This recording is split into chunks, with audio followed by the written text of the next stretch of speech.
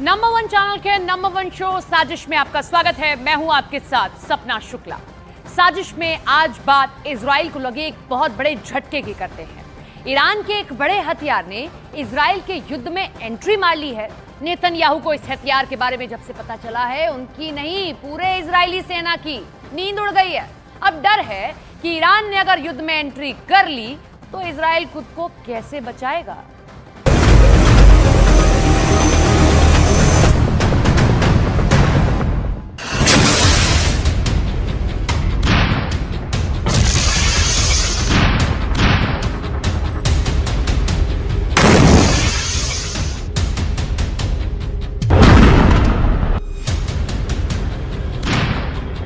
Israel को एक नहीं, दो नहीं, तीन नहीं, 10-20 नहीं, 100-200 नहीं, बल्कि 358 मौत देना चाहता है ईरान।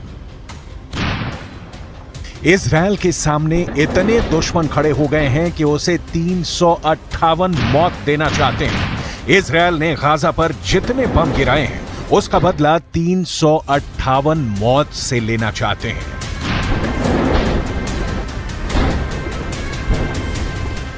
358 मौत के क्या मायने हैं?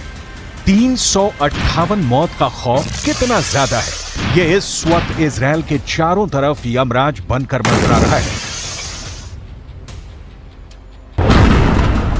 यहां हिजबुल्लाह भी है, ईरान भी है, हूथी भी है और अब इराक का वो मिलिशिया भी है जिसने अमेरिका का जीना मुश्किल कर दिया है। आखिर 358 मौत है क्या और इजराइल क्यों इससे घबराया हुआ है?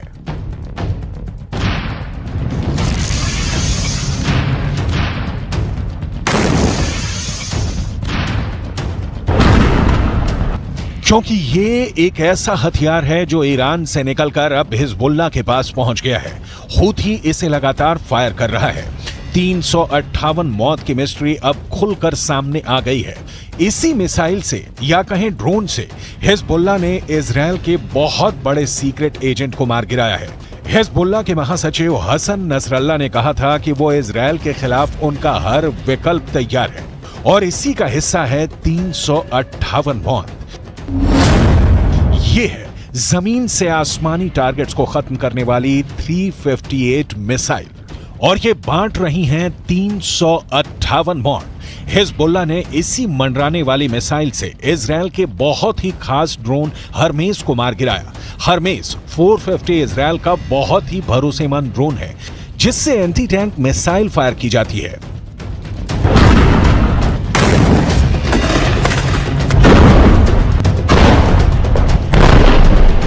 जब ये ड्रोन लेबनान के आसमान में पहुंचा तो हिजबुल्लाह ने उस पर 358 मौत बांटने वाली मिसाइल फायर की और देखिए क्या नतीजा निकला।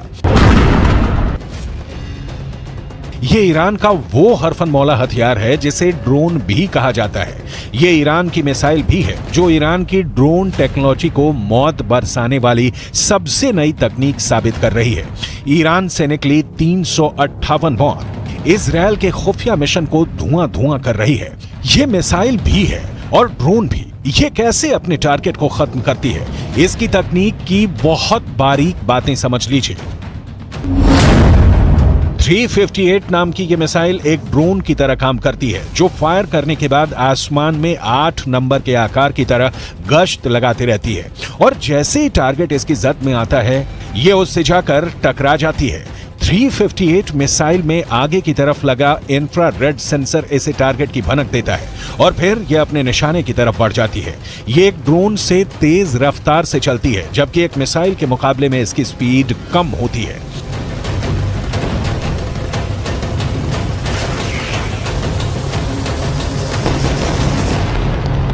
अमेरिका से लेकर यूरोप तक इसी मिसाइल की बात कर रहा है। इजराइल में भी यही मिसाइल चर्चा में है। हिजबुल्लाह ने जब से इजराइल का ड्रोन मार गिराया है तब से लेबनान के आसमान में चिंगारी की नई शुरुआत हुई है जो इस जंग के दायरे को और बढ़ा सकती है।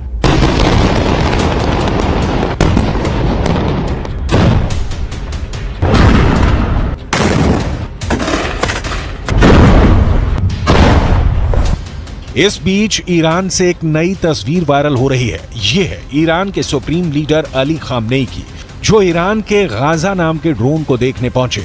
इस ड्रोन को ईरान का सबसे पावरफुल लीडर क्यों देख रहा है, इस वक्त पूरी दुनिया में इसके मतलब निकाले जा रहे हैं।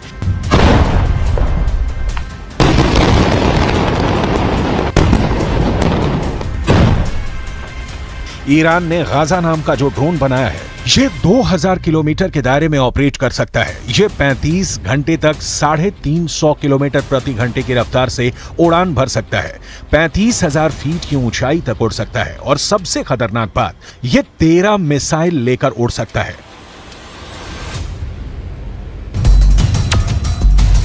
ठीक ऐसे ही अपने हथियार ईरान ने रूस को भी दिखाए थे।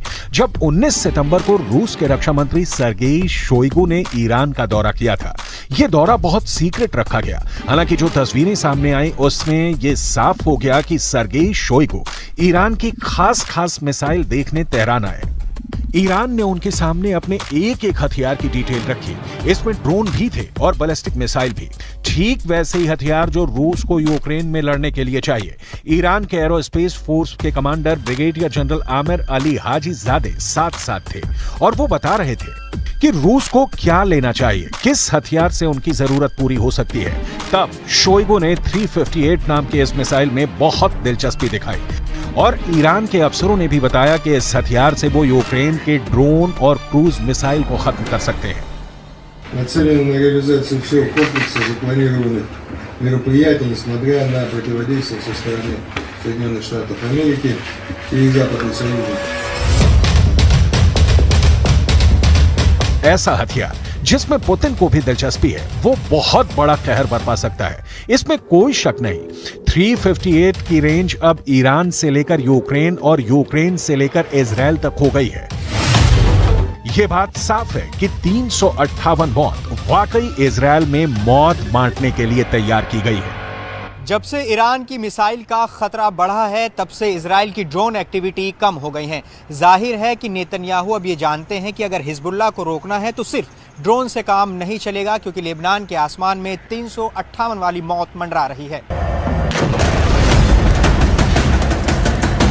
इस वक्त पश्चिम एशिया में युद्ध की जो आग लगी हुई है, गाजा पर बमबारी के बीच हमास और इजराइल के बीच जिस तरह की टक्कर हो रही है, उसमें अब नया खतरा इजराइल और लेबनान का बॉर्डर भी है।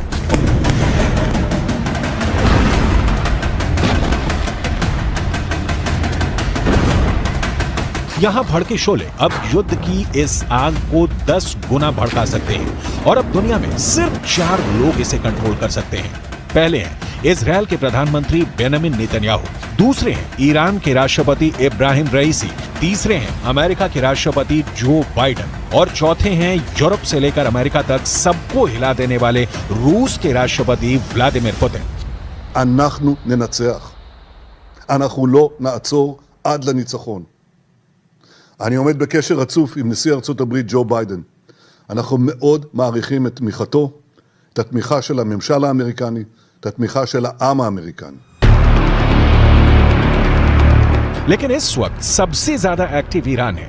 ईरान ने हिजबुल्लाह और यमन के हूथी विद्रोहियों तक इतने हथियार पहुंचा दिए हैं कि अगर इजराइल ने गाजा पर बमबारी नहीं रोकी तो हिजबुल्लाह और हूथी दोनों इजराइल पर बम बनकर फट सकते हैं। ये बात नेतन्याहू भी जानते हैं।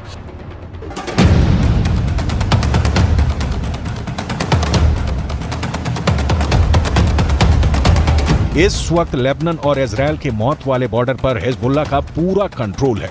हिजबुल्लाह अब ऐसी मिसाइल फायर कर रहा है जिसके आगे इजराइल के टैंक तोप रगड़ते हुए नजर आ रहे हैं। हिजबुल्लाह ने निकाली है 3 बहुत ही खतरनाक एंटी टैंक मिसाइल और मल्टी बैरल रॉकेट लॉन्चर। ये मिसाइल ईरान से सप्लाई की जाती रही हैं और ऐसी मिसाइलों का हिजबुल्लाह के पास बहुत बड़ा जखीरा है।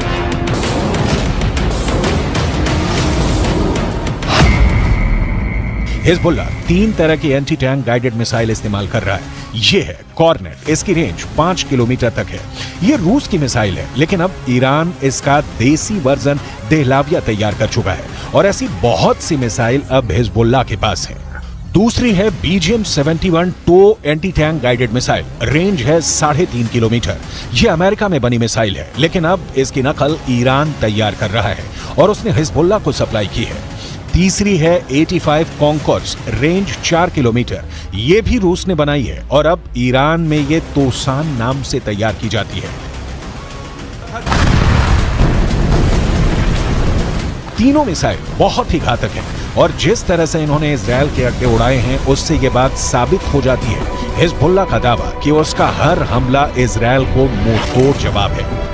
شهدنا في الأيام القليلة الماضية موجة جديدة من التهديدات من نتنياهو، من جالنت، من جانيتس، من آخرين باتجاه لبنان، وسببه هو ارتفاع مستوى القلق باتجاه ما يجري في هذه الجبهة وارتقائها كما ونوعا وعمقا.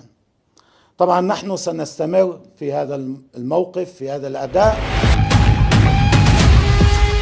कुल मिलाकर यह बात साफ है कि अब हिजबुल्लाह 358 मौत के साथ इजरायल पर हमला कर रहा है।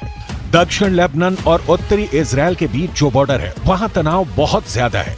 कब कहां बम फटेगा, कहां धमाका होगा, ये या तो हिजबुल्लाह जानता है या फिर इजरायल की सेना।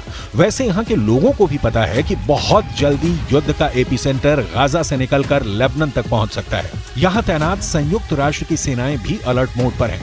लगातार पेट्रोलिंग हो रही है। תקפנו מטרות רבות של חיזבאללה, חיסלנו מחבלים רבים, ואני שב ואומר, אם חיזבאללה יבחר להיכנס למלחמה,